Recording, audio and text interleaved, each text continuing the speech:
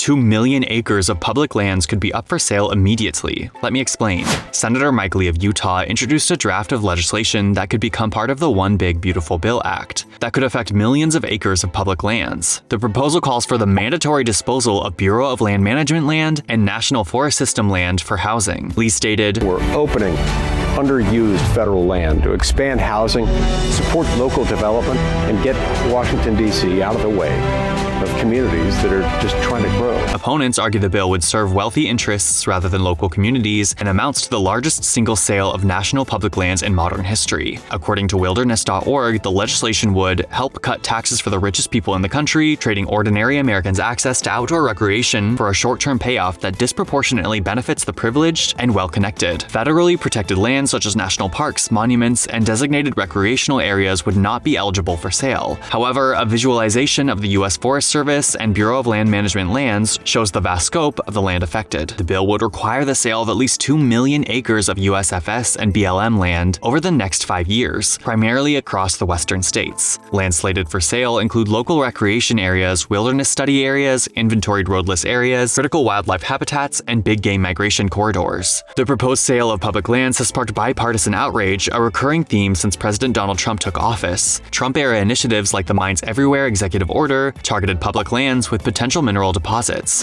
A previous GOP-backed proposal to sell off public lands was also met with backlash and was already removed from the national budget bill earlier this spring. What do you think of Mike Lee's push to sell off public lands? Let us know in the comments.